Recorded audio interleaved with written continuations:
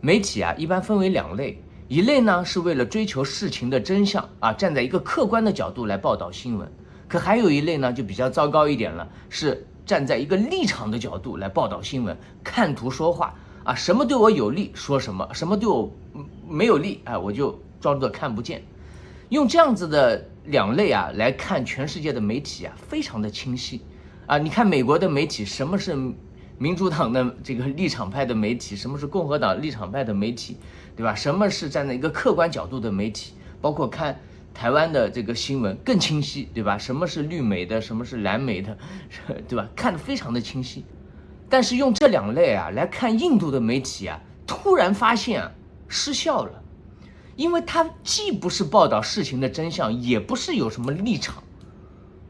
我举个例子来说，5·7印巴空战啊，他们派了这么多的演讲团到全世界去宣扬他们如何战胜了巴基斯坦，难道他是报道事情的真相吗？显然不是，对吧？那你说他是立场派啊？好，我这一次我的所有的报道是为了维护我跟美国的关系，还是为了维护我跟这个中国的这个关系？他都不是啊，他一下子说你中国好，一下子说你中国差，一下子又说美国好，一下子又说美国差，他没有什么立场。后来啊，我突然发现了，他真的有一个角度啊，是我们完全没有想过的，就是自大的角度，就是一切都是我最厉害啊，只要你认为我不厉害，我就不理你。他是这样子的，那算不算有一个立场呢？可能也能勉强算啊。不信我们就看下面一段访问。这个印媒呢去采访在华的一些印度的精英，这些印度的精英啊脱离了国内的媒体之后啊，显然那个智商非常的在线啊，他们的所有的回答都是站在一个客观事实的角度。但是这个时候这个印度的媒体不答应了啊，你怎么能说我们不好呢？你说我们不好，那我就打断你，不让你访问下去了。这就让我想起了之前的高志凯教授跟印度的媒体在聊天的时候啊，他只要说印度的好话，永远不打断你啊，就让你一直说下去，让大家都听得很爽。可是你只要说坏话，那就不行。这就像小孩子过家家的这种游戏一样，好吧？我们来看下面的这段访问。Thank you so much for being here. You're also ensuring that this is not a manner that's also porridge. And also as Sapam, from the deputy, from the law profession, I want to understand from you, what do you expect out of Prime Minister Modi's visit? There's a lot of anticipation there. You've come from, I believe you also come from Shanghai, right? Yes. And also, you're also very involved in the diaspora community as well. Tell us a couple of initiatives that you are taking. Correct. So I think, first of all, my name is Divya. I head a boutique international law firm in Shanghai, and I specialize in cross-border mergers and acquisitions between India and China. So this visit of Prime Minister Modi, at least I can tell you, for my Chinese clients, it's very important, because what I have seen since the putting in place of Fresno 3 in 2020, a lot of Chinese investments into India have stopped, especially in very strategic sectors, especially like manufacturing, private equity, all in the manufacturing space for EVs and clean energy.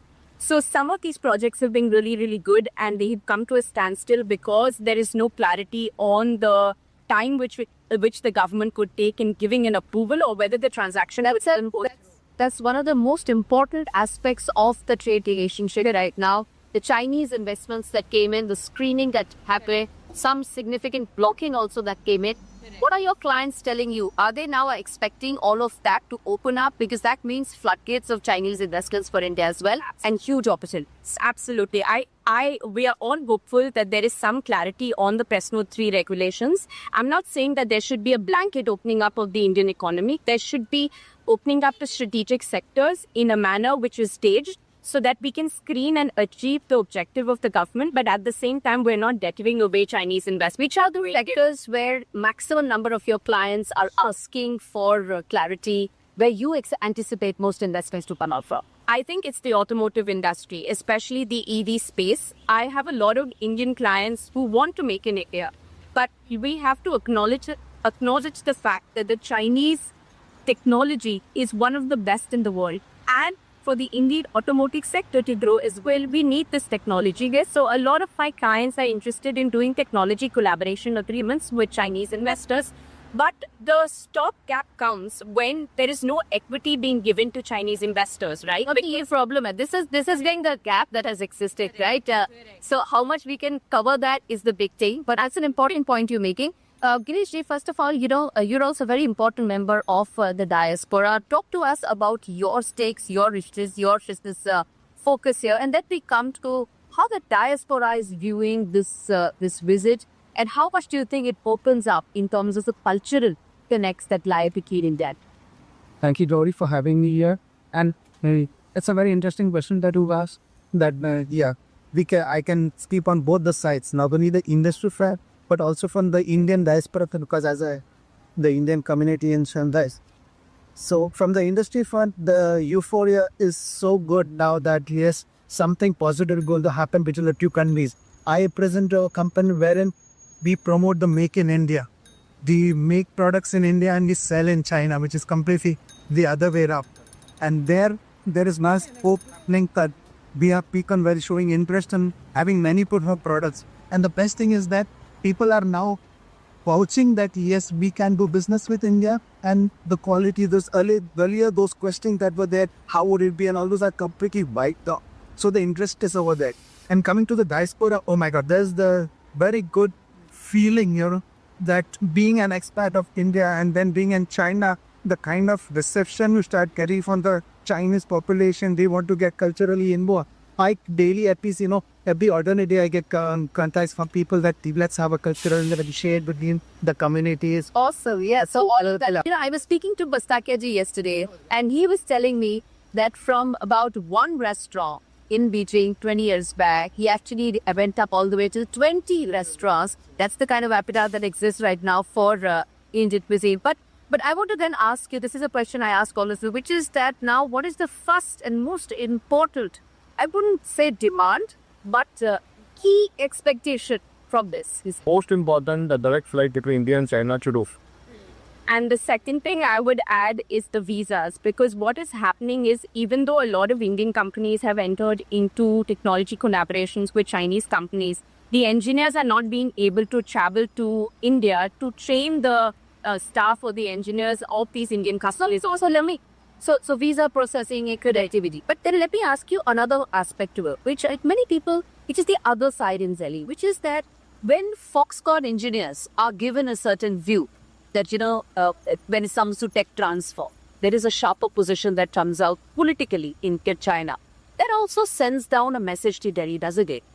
As someone who is best placed to speak on both sides, what is your view on these mixed signals and mixed messaging that comes from Beijing, which also makes Delhi also think that should we take one step forward, or do you think it's going to end up becoming one step forward and consequently 2 steps back? Correct. So I think we can concentrate for our lives, right? But I think at some point, especially the juncture that we are at the moment in terms of global economy, especially with the tariffs coming in place, this is a chance that we have today. And like going back to my previous point, it has to be done in a sacred manner. See, Gauri, this is a multipolar world. There are no permanent enemies, there are no permanent friends. So we need to work with everybody. And that he asked this to you also, Karan, which is that so much is being spoken about Donald Trump and Donald Trump ensuring that everybody comes together. Is that, do you think, going to open up new parallel lines in terms of financial and banking sector? With right now you have the dollar being the focus in terms of transactions. Everybody is saying that may not be the case if this is how Donald Trump keeps talking. It's a very interesting question, and I honestly don't have a view on that one. And yeah. Many in China are saying that yes, why only trade it in dollar? Russia is talking about it. Brazil has already been speaking about it. So I don't know. Direct, do you have a deal? I can give a reply. You see, this is a multipolar world, Gauri. It is, today we are saying something. Tomorrow things can change drastically. Today people have stopped looking at long-term view. Long-term view before used to be like 5 years down the line. Where long-term view people talking about 6 months out. So things are changing every day. So Donald Trump baat karta. Me thinks only 6 months, but I know what you're saying that you need to probably look at immediate more than. There's a term called VUCA: volatility, uncertainty, complexity, and ambiguity. Okay. We are living in a VUCA world. Rishi, any final thoughts that you would like to say, add to this? Like it's like more of the interactions need to be happening, wherein the trust level should grow up further, and that's the good step that is happening between the two countries, which is now 1/3 of the population of the world. So here we can come together, and then maybe create a roadmap for the whole world to then get into things, and then maybe How do you think trust deficit will be addressed? Trust is a huge issue. trust is a big issue. That's true. Here and that's what both the countries has to communicate with each other to more and get involved in the activity. Visas should need to open up. So what people-to-people contact can go up more.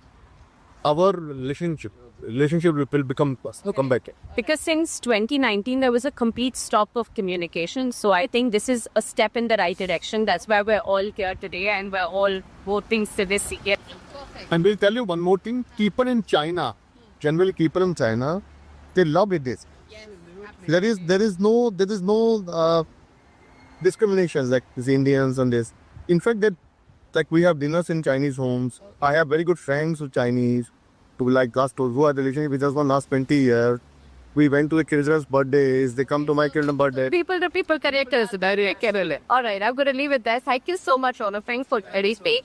Well, as you heard the view that is coming from the diaspora, very important members of the diaspora community saying there were two very important things. One, people-to-people connectivity continues and should be prioritized going forward as well. And efforts need to be made for the trust deficit. And that's something they in New Delhi have also been saying, that trust deficit remains a core concern for the bilateral relationship to be further increased, emboldened. And where do you bring that trust is something that the onus many feel does lie on Beijing to move more on that. And with that, it's a wrap on this show. Thank you so much in terms of being part of it, all of you. This is Gauri Dwivedi joining from Tianjin, China, giving you a flavor of what the diaspora wants ahead of that crucial SCO summit that will take place here in Tianjin.